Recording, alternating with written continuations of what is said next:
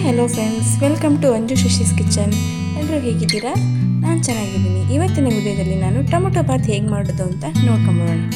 Tomato Baat ಮಾಡೋದಕ್ಕೆ ಪಲಾವ್ ಎಲೆ, ಚಕ್ಕೆ, ಗೋಡಂಬಿ ಮತ್ತು ಸ್ಟಾರು ಮತ್ತು ಒಂದು ಏಲಕ್ಕಿ ತೊಗೊಂಡಿದ್ದೀನಿ. ಹಸಿಮೆಣಸಿನ್ಕಾಯಿ, 2 ಸಣ್ಣದಾಗಿ ಕಟ್ ಮಾಡಿರೋ ಆನಿಯನ್ನು, 4 ಸಣ್ಣದಾಗಿ ಕಟ್ ಮಾಡಿರೋ ಟೊಮೊಟೊ, ಚಿಕ್ಕ ಬೌಲಲ್ಲಿ ಹಣ್ಣು ಹುಳಿಕಾಯಿ ಮತ್ತು ಗ್ರೈಂಡ್ ಮಾಡ್ಕೊಳೋಕ್ಕೆ ಕೊತ್ತಂಬರಿ ಸೊಪ್ಪು, ಶುಂಠಿ ಮತ್ತು ಬೆಳ್ಳುಳ್ಳಿ, ಮತ್ತು ಇದು ನಾನು ಪೌಡರ್ ಟೊಮೊಟೊ ಬಾತ್ ಪಲಾವ್ಗೆಲ್ಲ ಹಾಕೋಕೆ ಅಂತ ರೆಡಿ ಮಾಡ್ಕೊಂಡಿರೋ ಪೌಡರು ಮತ್ತು ತುಪ್ಪ.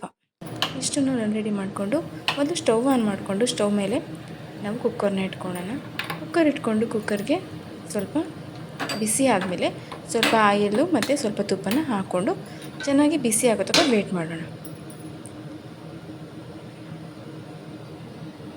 ಇದನ್ನು ಕ್ವಿಕ್ಕಾಗಿ 15 to 20 ಮಿನಿಟ್ಸಲ್ಲಿ ಮಾಡ್ಬೋದು.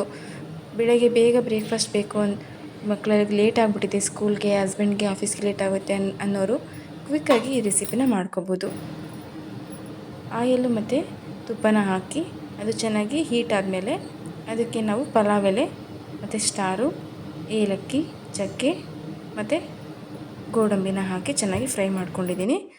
ನೆಕ್ಸ್ಟು ಈಗ ಗ್ರೈಂಡ್ ಮಾಡ್ಕೊಳಕ್ಕೆ ಏನೇನು ಅಂತ ತೋರಿಸ್ತಾ ಇದ್ದೀನಿ. ಕೊತ್ತಂಬರಿ ಸೊಪ್ಪು, ಶುಂಠಿ 1 ಇಂಚು, ಜಾಸ್ತಿ ಏನು ಹಾಕ್ಬಿಡಿ. ಒಂದು ಸಣ್ಣದು ಫುಲ್ ಬೆಳ್ಳುಳ್ಳಿ, ಸಣ್ಣದು ಫುಲ್ ಬೆಳ್ಳುಳ್ಳಿ, ಅದು ಒಂದು 8ರಿಂದ 10 ಇಲಕ್ಕೂ ಬರ್ಬೋದು.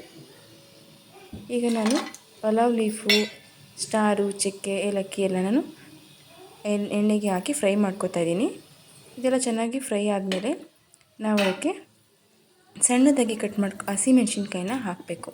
ಹಸಿಮೆಣ್ಸಿನ್ಕಾಯಿ ಹಾಕಿದ್ಮೇಲೆ ಒಂದು 30 ಸೆಕೆಂಡ್ಸ್ ಚೆನ್ನಾಗಿ ಅದನ್ನು ಫ್ರೈ ಮಾಡಿಕೊಂಡು ಅದಕ್ಕೆ ಸಣ್ಣದಾಗಿ ಕಟ್ ಮಾಡಿರೋಂಥ ಆನಿಯನ್ನು ಹಾಕ್ಕೊಳ್ಳಿ.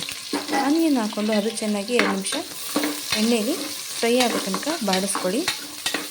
ನೆಕ್ಸ್ಟ್ ಅದಕ್ಕೆ ನಾವು ಟೊಮೊಟೊನ ಆ್ಯಡ್ ಮಾಡ್ಕೋಬೇಕು. ನಾವು ಯಾವುದೇ ಒಂದು ರೆಸಿಪಿ ಮಾಡ್ತೀವಿ ಅಂದರೂ ಆನಿಯನ್ನು ಸ್ವಲ್ಪ ಬೇಯೋಕ್ಕೆ ಟೈಮ್ ತಗೊಳುತ್ತೆ. ನೆಕ್ಸ್ಟ್ ಅದಕ್ಕೆ ನಾನು ರುಬ್ಬಿಟ್ಕೊಂಡಿರೋಂಥ ಮಿಕ್ಸರ್ನ ಶುಂಠಿ ಬೆಳ್ಳುಳ್ಳಿ ಪೇಸ್ಟ್ನ ಹಾಕ್ತಾಯಿದ್ದೀನಿ.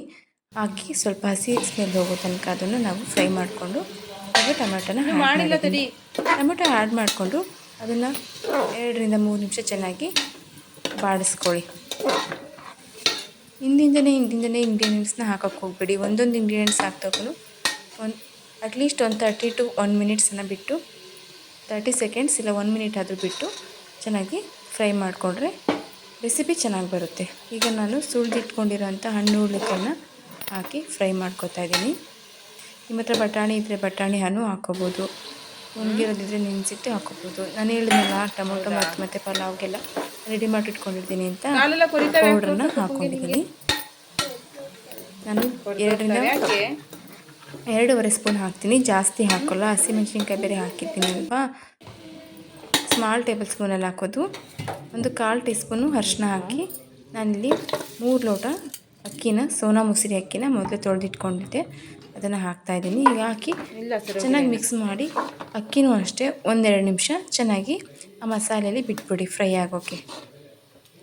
ನೆಕ್ಸ್ಟ್ ಅದಕ್ಕೆ ನಾನು 1 ಲೋಟಕ್ಕೆ 1.5 ಲೋಟ ನೀರು ಥರ ನಾನು ಹಾಕ್ತಾಯಿದ್ದೀನಿ. 1 ಗ್ಲಾಸ್ ಅಕ್ಕಿಗೆ 1.5 ಗ್ಲಾಸ್ ವಾಟರ್ನ ಅಳತೆ ಮಾಡಿಕೊಂಡು ಹಾಕ್ಕೊತೀನಿ.